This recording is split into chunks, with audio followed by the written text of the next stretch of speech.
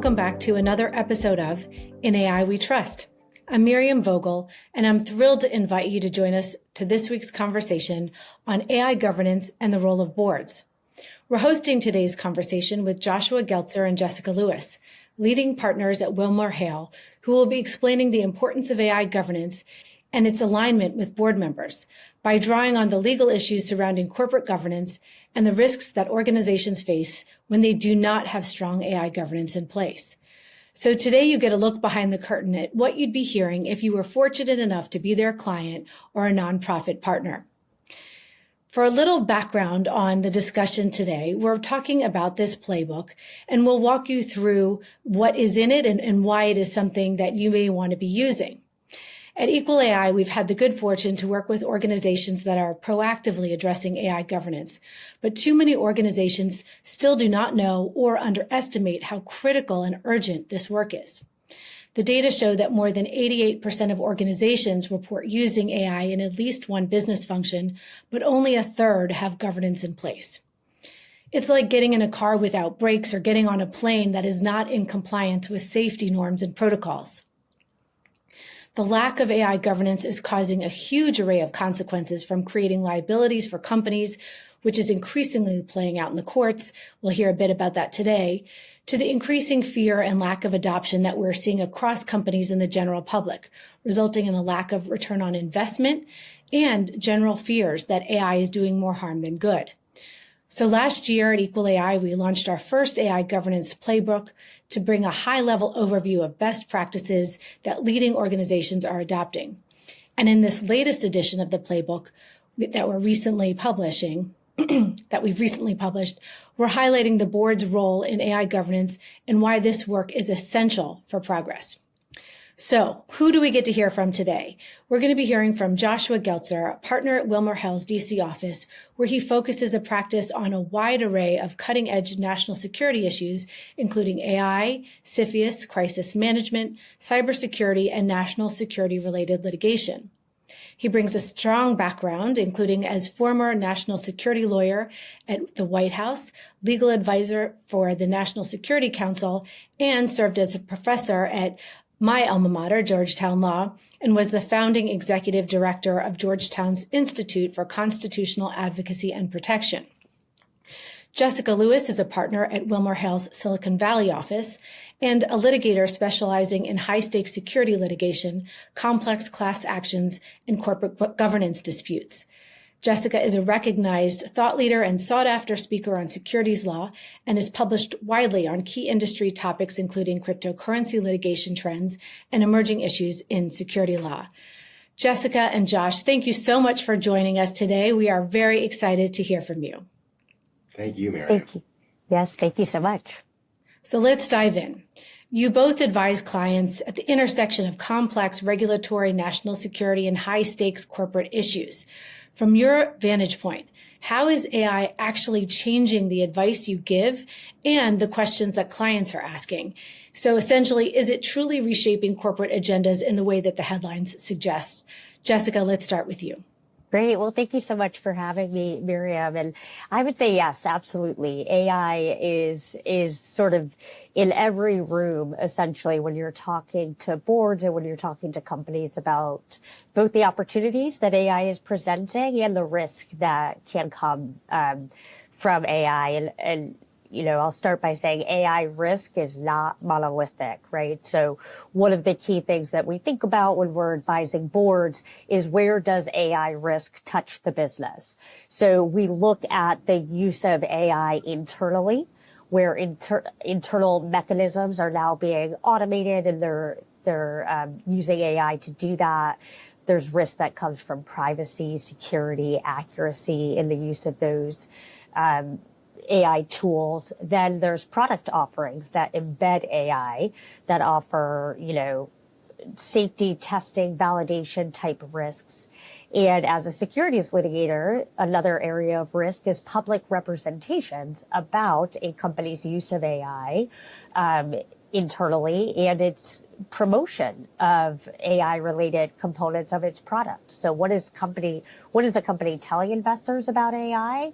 And that itself poses some risks. So conversations are absolutely being informed by AI-related risks. And I would say they've evolved now from a sort of euphoria or enthusiasm about AI to now much more concrete discussions of how does AI touch the company's functions and offerings and representations. Where does that risk manifest, and how do we manage it effectively as a board?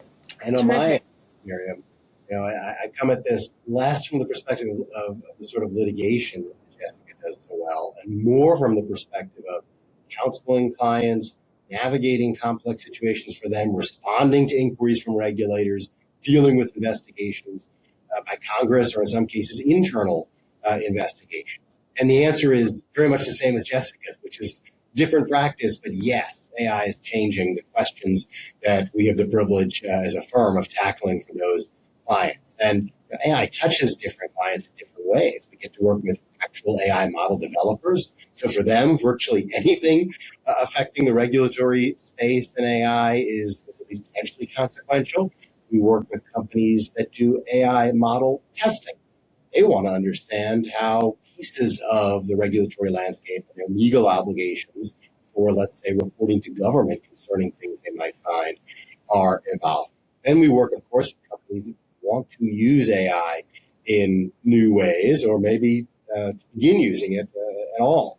And for them, that can be a host of different questions depending on the type of company they are, the type of use they want to put AI towards, the type of jurisdiction or jurisdictions they're operating in. I'll add one more because it's loomed particularly large lately, which is government contractors. There is, to emphasize a phrase Jessica used, opportunity and risk. Generally, when it comes to AI, especially for those seeing a U.S. government that wants to continue to deploy this technology and therefore needs to procure it or systems powered or refined by it. And for all of those, the questions that we are seeing definitely evolving as the technology evolves and as the legal landscape evolves. All right, so the headlines are accurate. It is coming up in all of your conversations, and it sounds like it should be, because there's a lot that your clients need to be working with you on to ensure that they are reducing their liabilities, optimizing their uses. And from multiple sources, we are confirming that boards have a clear fiduciary responsibility when it comes to AI oversight, according to the NACD, the American Bar Association, and otherwise. So for listeners who may not be as steeped in this governance work, can you explain why, from a legal perspective, AI oversight does belong in the board conversations as well as other places, including at the C-suite? And from your judgment, aside from the legal perspective of what has been litigated to date, just as your general guidance, why do you see it as a priority for boards to be focusing on? It's a great question. I'm always happy to explain the corporate governance legal framework, regardless of whether I'm asked. So I appreciate you asking. So coming from the securities litigation or corporate governance advising perspective, when you have something as public and as pervasive as AI, where you have investors, both asking for information about a company's use of AI, what it's providing in terms of products that have AI. You've got employees, wanting to be trained on AI, wanting to use AI. You have demands from customers who want things to be simplified and automated using AI. I mean, all of this implicates the highest level of strategy. It implicates evolving frameworks for compliance. It implicates disclosure issues and reputational issues. That puts AI squarely in the boardroom's purview and in the C-suite. The questions about how does AI impact our business are questions that every company needs to be asking itself right now. For the corporate governance framework, the key case that I think about when I think about how is a company managing AI-related risk is a case called Caremark.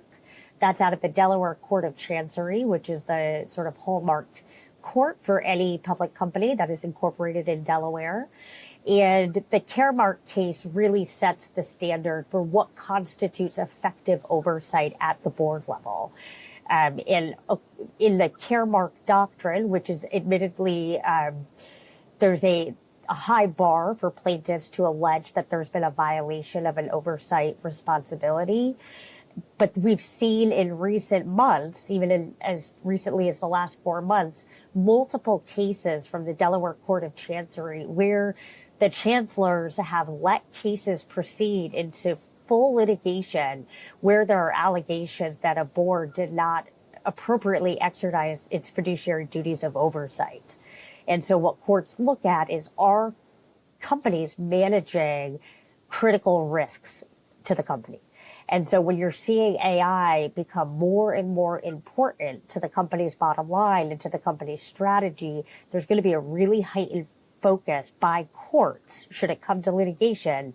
What did the board do to both understand the risk, receive red flags, if there were red flags manifesting in the company, and then how did it address those red flags? What channels did it build and oversight mechanisms did it build to manage risk?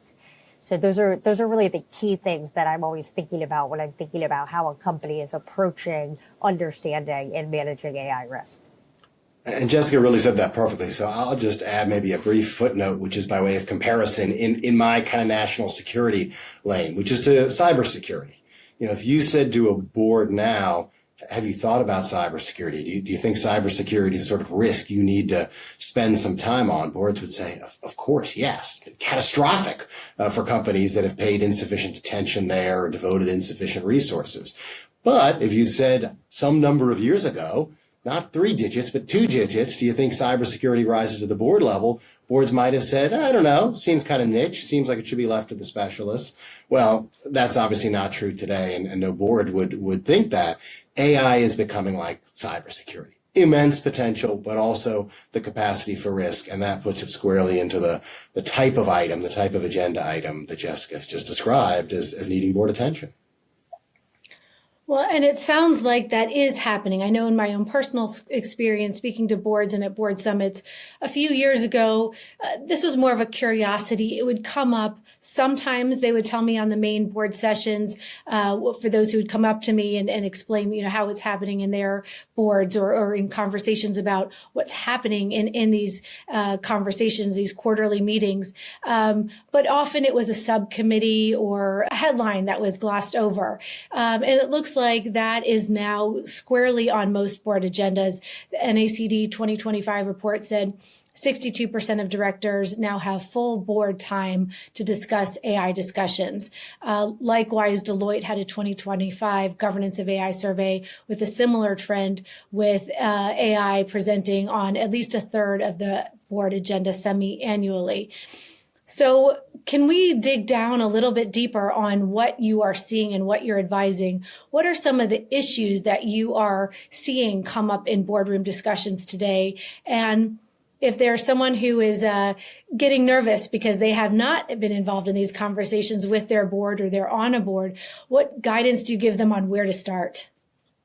I'll take a first swing at that. I'm eager for Jessica's take as well. I mean, the playbook itself, I think, rightly divides this into 2 categories. They're not hard and fast, but they're helpful ways to think about it: internal use and external use. And I think we're seeing boards rightfully pay attention to both. Internal use can mean for things like record keeping, HR. External use can be customer facing chatbots or other forms of deployment. And all of those, the consequences are enormous for getting it right versus getting it wrong and garnering board attention. I'll give one kind of story that I like to use to show how the consequences can mount here, which is a case actually out of Canada in the past couple of years. Air Canada decides to use a chatbot to interact with customers. And an individual asks, can I just go ahead and buy a flight that I need to attend a grandparent's funeral and then get the bereavement fare reduction later? And the chatbot, perhaps because these chatbots do tend to like to please those with whom they interact, says yes. So when he then proceeds to seek his reduced fare, the company says, no, the chatbot was wrong. and we don't stand behind it. And when he takes them to court, the court says, you do need to stand behind your chatbot. It's not an independent actor, it's you, and it's how you've chosen to interact with your customers. And I think it's a useful anecdote because, this happened to be one case, but imagine if it had been a class action. Imagine if this had happened at scale.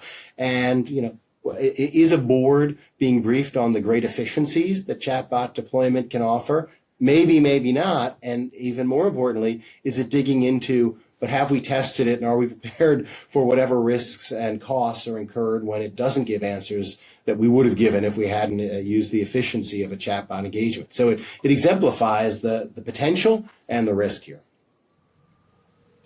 Yeah, that example surprises on many levels. In part, frankly, Josh, I'm surprised that legal counsel made that argument that the chatbot was somehow not connected to the company itself and was giving separate guidance when obviously they were the ones building it and advising their consumers to be using it.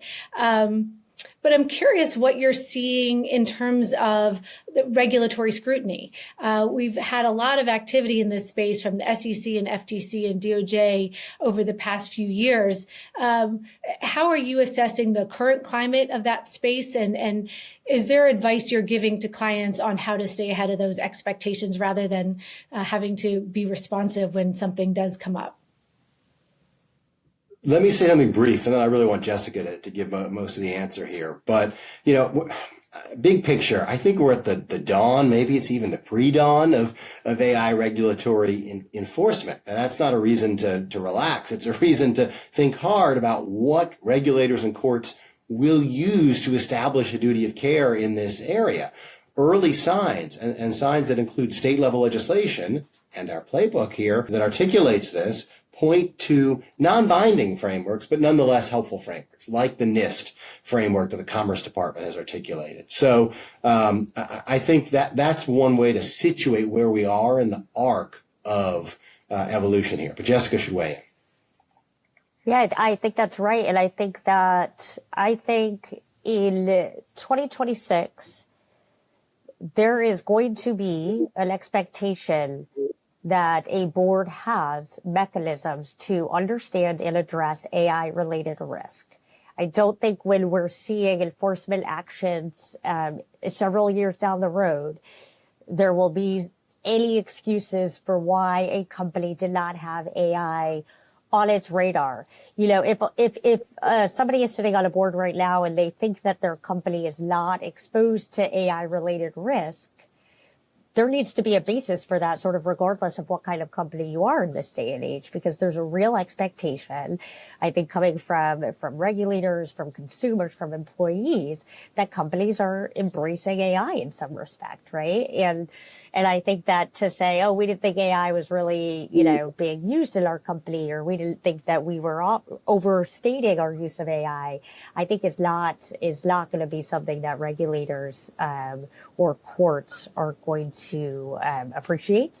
And so I think at this point, as Josh says, I think regulators are thinking about AI in the same way that boards are thinking about AI. And I think there are expectations that frameworks are being built out to make sure that risks, if you think there's no AI related risk, that you have a basis for that. And that you've done some sort of assessment and kicking the tires in terms of, if your agents are using chatbots, how are they using them? And you kind of have some way, if it doesn't happen at the board level, to have delegated to management some overall assessment of that risk, and that there are channels, either through an enterprise risk management committee, the audit committee, there are channels for that information to get up to the board. So I would say if the board has sort of been silent or decided that AI doesn't impact the company, you're going to want to have that documented some way based on something. That's super interesting. So instead of, we didn't know, we weren't briefed on it, that's not going to fly. It has to be, we've affirmatively decided that there were not red flags and there were not risks that we needed to delve into deeper. That's it. So in terms of how courts would approach it is looking at, what was on a board's radar. And again, this would come into, there's a big difference between a company who might, offer an AI chatbot internally if you have HR questions, or a company that is an AI company, right? The courts and regulators are going to have different expectations based on what kind of company you are and how AI risk factors in. And that's why I think as the playbook sort of sets out, doing an assessment at this point to see where you might fall on that metric is really, really important. Mm-hmm. Yeah, well, thank you for clarifying that. And I know there's also a complicated regulatory environment that you're working in and must be really interesting to be advising clients on how to navigate the federal laws here. So we've got the Take It Down Act, we have executive orders, we have NDAs that increasingly are addressing AI policies, opportunities, and potential liabilities. We certainly have growing state activity, which looks like it will continue to be the case, and a global framework to deal with, starting with China's AI Act, the EU's AI Act, South Korea's AI Basic Law. So I'm curious how you are approaching it and how you're advising clients to be thinking about this space. It's personally of great interest, concern. In my book, Governing the Machine, we have 3 chapters dedicated to warning people about the AI regulatory climate, because too many people think of it as unregulated. They do not think there are laws currently on the books that apply to their AI use. And the last thing I want is people to be surprised or harmed when they find out that torts law is going to be applied to your AI use, contract law, in addition to the ones we've started to see with IP law and so forth. So really curious to get your thoughts on how you encourage your clients to be thinking about the federal, state, international regulatory landscape, and how they manage their governance and risk oversight in that respect. Yeah, so this is, again, sort of when we break down in the playbook how to think about AI-related risk. You want to identify where does the risk lie and manifest within the company. Is it, as Josh pointed out, something that's used internally to facilitate some of your back-end operations? Or is this, a product or a component of a product that is out there making representations to consumers, right? And you might be invoking some tort action there. Are you trusting an AI model to make hiring decisions? And if so, how are you overseeing that implementation? And one of the critical things about AI is that AI can evolve post-deployment. So even if you think you're, deploying a model, can that model continue to evolve? And if so, can your employees train a model? And if so, what are you doing to keep tabs on that? So I think from a corporate governance perspective, AI-related risk is like any other risk in that you have to build the mechanisms to oversee it. And for a board, one of the most critical things they can ask themselves is, where is the expertise going to lie on the board? Do we need to bring in briefings, so we have an understanding of the evolving landscape? Do we need to create a dedicated subcommittee? Do we need to bring somebody onto the board with AI-related expertise? What are we going to do to equip ourselves to oversee something that is evolving as rapidly as AI regulatory frameworks?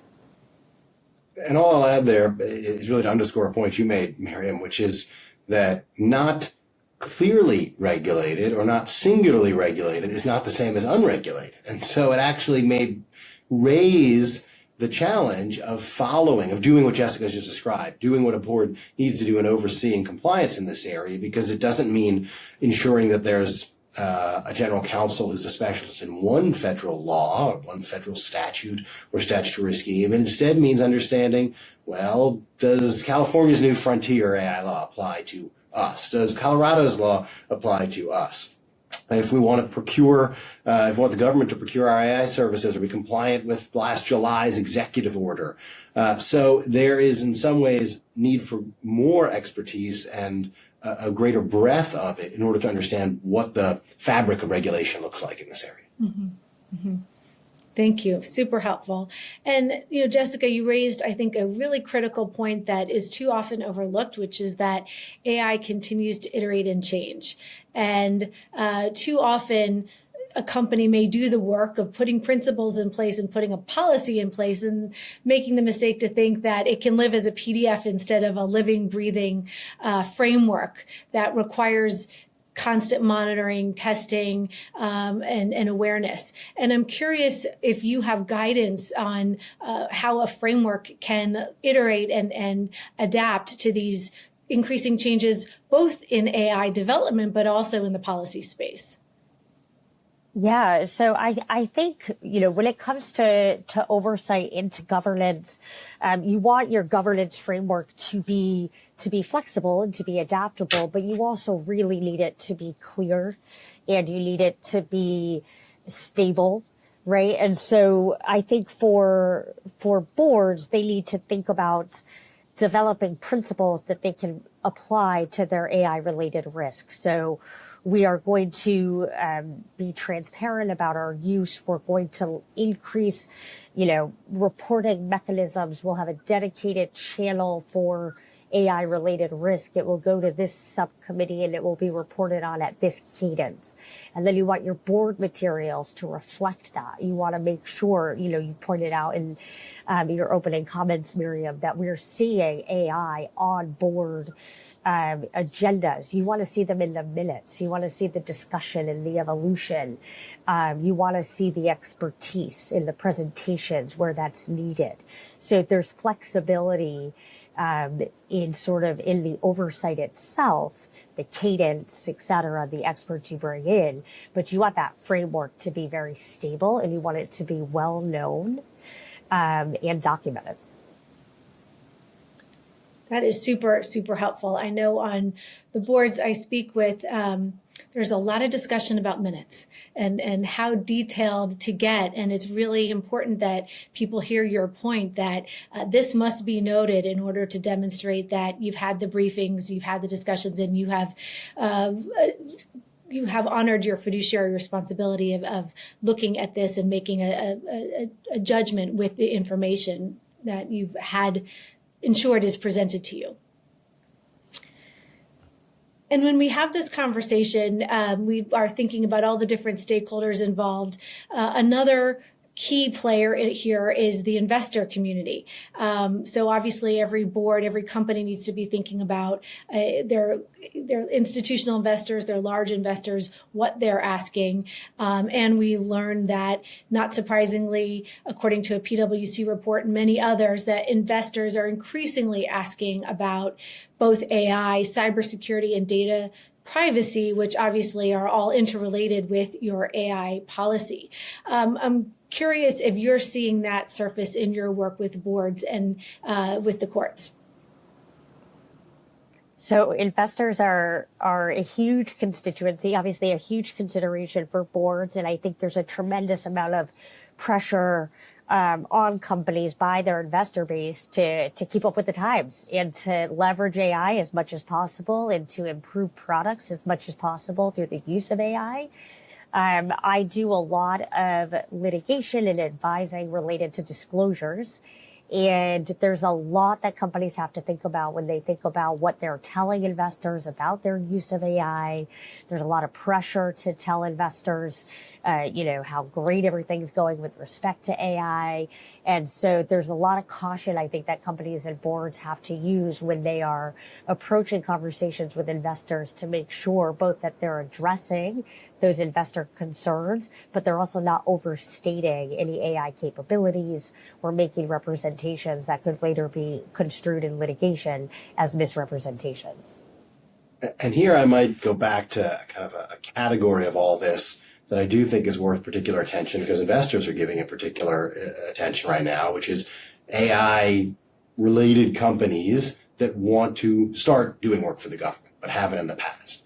And that's because this current administration and the previous administration, and frankly, Congress as well, have all shown indications of a government that wants to invest more in newer technologies and not just go back to some of the same contractors who have worked with the government for a long time, but also bring into the tent newer, innovative, AI-driven companies, which makes sense for government to be looking at and can offer a great opportunity for those companies, and it's something investors are watching closely. But what it means is that the boards of those companies need to understand that working for the government is a distinctive thing. Being a contractor has distinctive requirements, and in particular, it means really being tight internally on some of the areas you rightly described before, Miriam, as interrelated, such as cybersecurity. If you're going to protect information shared with you by the government in order to work with the government, that carries certain requirements. Same for data privacy, same for governance of what to do, what are okay and not okay uses of information, either developed for the government or shared with you by the government. So I think there's a particular onus on boards rightfully looking at that space as a growth area driven by investors who are looking at it to get those fundamentals right. Mm-hmm. Thank you for pointing out that other key constituency of those who want to do work with the government and the additional constraints and answers and documentation they're going to want to have in place to ensure that they are in a position to be doing that work and considered a good candidate. And as you both know, at EqualAI, something we are laser focused on is AI literacy. We think it's foundational in each company, for boards, for the general public. You can't govern it if you don't understand it. You won't see it if you don't understand what you're working with.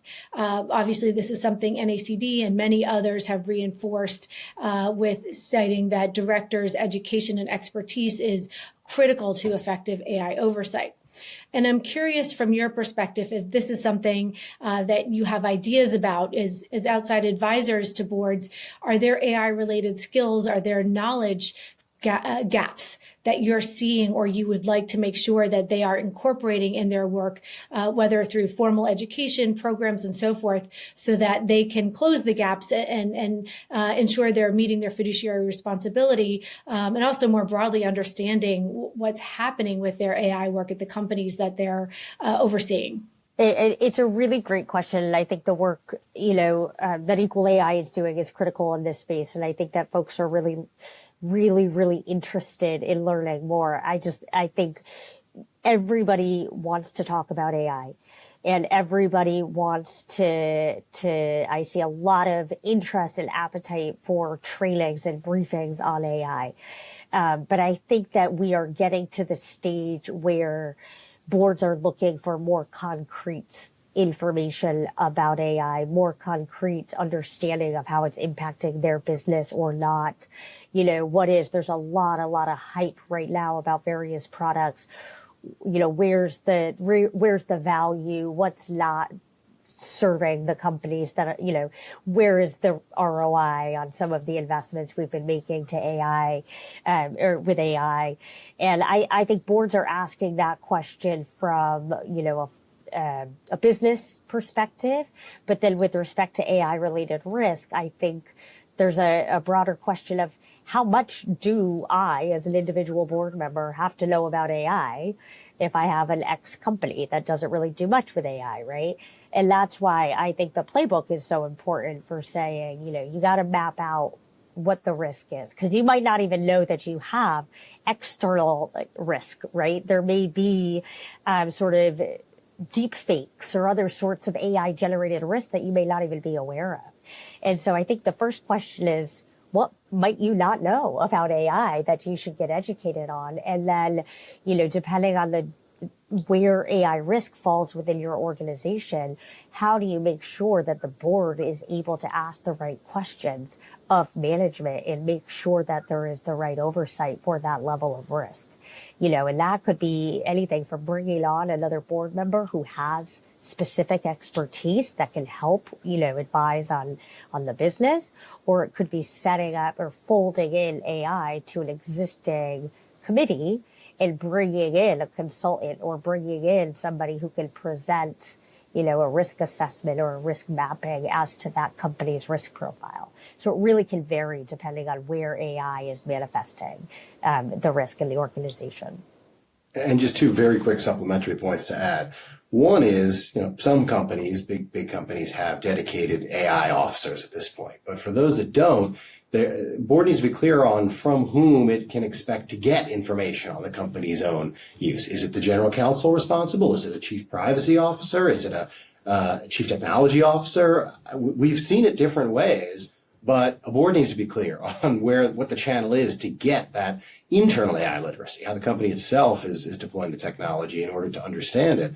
And then the second point is understanding partners, vendors, those with whom the company works, because even if a company is on the more cautious side in terms of AI reliance, or simply not finding it the right fit at this point for the company itself, that doesn't provide a basis for assuming that AI isn't touching the company, because it may well be via a vendor, a partner, a collaborator, and so on. Wow, what an important and overwhelmingly significant and under-discussed point. So you can do all this work to make sure that your own company has a strong AI governance framework. If that AI governance framework does not also have a mapping function to properly review and monitor your vendors' policies and frameworks, you could just as easily fall into trouble with potential harms or liability. I think that's right. This goes to the first step that the playbook lays out, which is, kind of if a board feels behind, what should it do? And the first step in the playbook is discovery and assessment. Discovery within the company, asking the right questions, identifying gaps, beginning to fill out that sense from legal, IT, HR, everyone of the company's own AI use or contemplated AI use, and it's finishing that story with the type of stakeholders you're describing, of vendors and partners and others.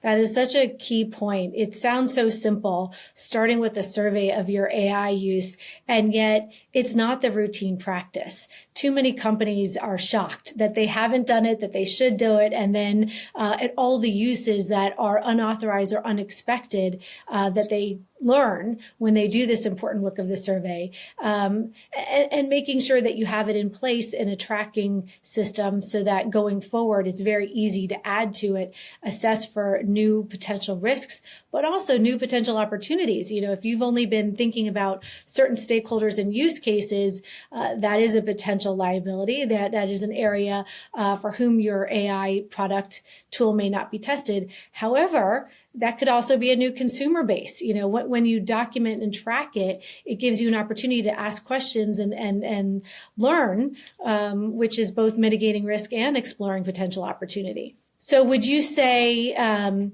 for those who are listening now, you've got their attention, they're nervous, they're hearing about this Caremark case, they have to make sure that they have not missed or ignored red flags, they're hearing that they need to be documenting in the minutes that they have done this work.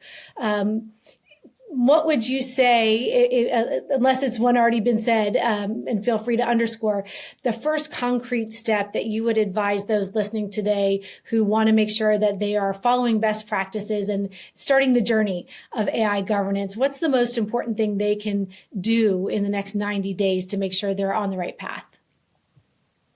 So I always advise, proceed on an informed basis and don't overreact, and don't overdo your sort of reaction to potential AI related risk. I think, you want to, this is an area that's very, very, new, and it's evolving, and it's exciting, and there's a lot going on, and there's a lot of enthusiasm for it.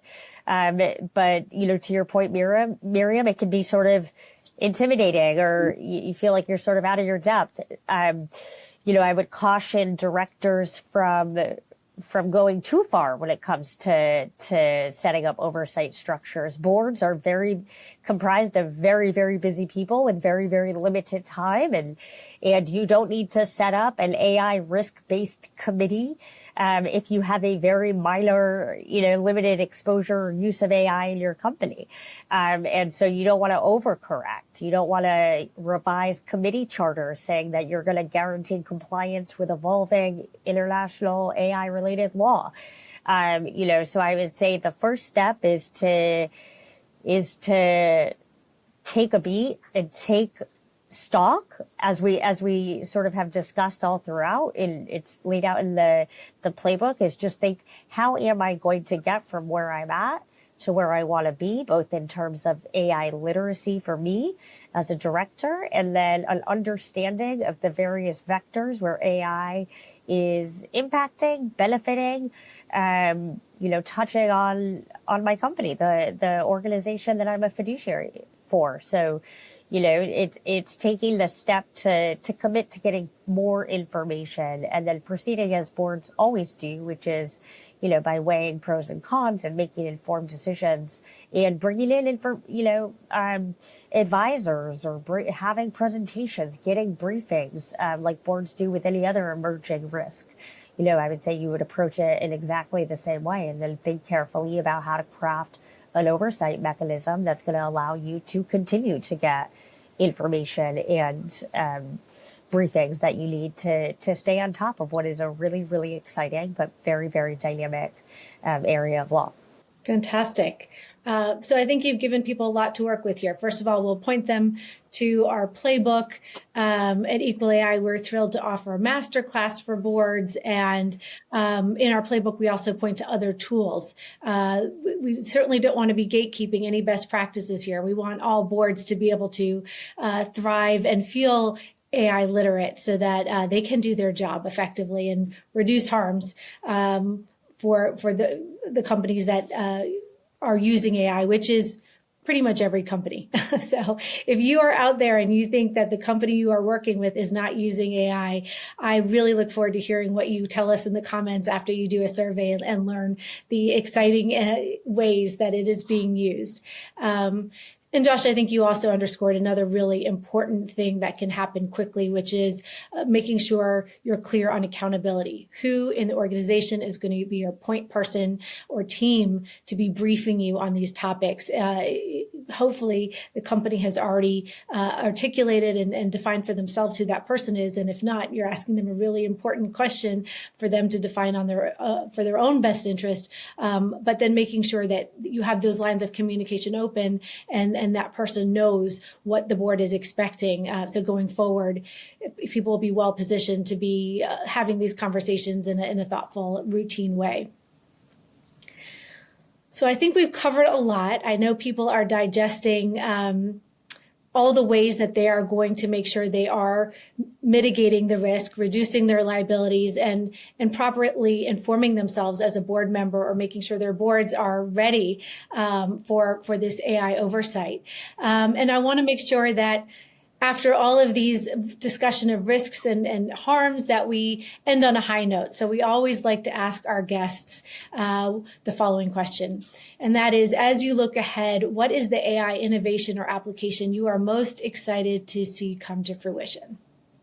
I'll give Jessica the last word by going first. How about that? Oh, yeah, go for it.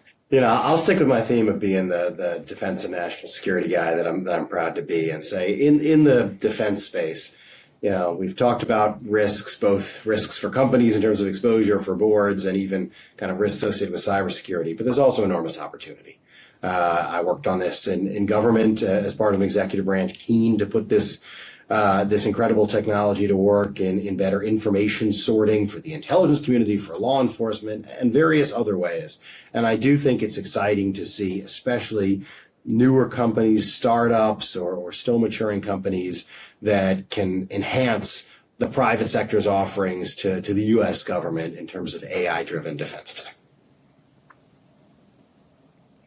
So I'll just say, in a sort of non-professional capacity, I am just fascinated by the use of AI in the medical context. I think the extent to which we can be using AI to help expand access or expand diagnosis and sort of, distill huge amounts of information in a way that's really helpful is very, very exciting. In a more professional context, we are using AI and thinking about AI in our legal work all the time. And one of the areas that I think has evolved and is really terrific is the use of AI in discovery. So how can we use AI for document review to make things cheaper but it's as accurate when it comes to streamlining discovery and litigation. I think there's been a lot of really great progress made there. There's a huge appetite for it with our clients, but equally, I think attorneys are really loving this distillation of really complex factual records and documents and escalation of documents in the discovery process. So that's my sort of legal enthusiasm for how it's going to impact litigation. Two great answers by you, Jessica. Really interesting, Josh, to be thinking of the defense space. Jessica, as we think about healthcare, I hope people don't underestimate how accessible it is for them today. They'll want to be mindful of privacy concerns. Don't necessarily upload your whole health record into an LLM and expect that you'll maintain your privacy. But I've heard so many great stories, and I personally had great experiences of something my doctors didn't have an answer for, and ChatGPT did, or a friend who's created a chatbot for their mom who's sadly battling cancer. It helps them remember their protocols, the information that they had, as well as using agentic AI to give them updates on new clinical trials for her particular cancer. So everyone should start playing with it. They should know the safeguards, but it can change your life in really exciting ways. I think probably one of the biggest surprises for some of our listeners today is going to be that lawyers are excited about AI, because that is often not the stance that we hear. And even in Jessica, it's so interesting to hear that in your own practice, you're finding ways to adopt it. And instead of being afraid of how it will overtake the profession, you realize that it's really going to expand and supplement your work. Absolutely. It's a lot of fun. Well, thank you both, Josh, Jessica. It's always so much fun to talk with you guys. I'm so grateful to be able to share your insights with our listeners today. And I'm so excited they're going to be able to benefit from the playbook. They can find it on our website. We'll be making it very accessible, but look at EqualAI.org to find a copy and download it. And we look forward to hearing your comments. Thank you so much, Miriam. Thank you so much.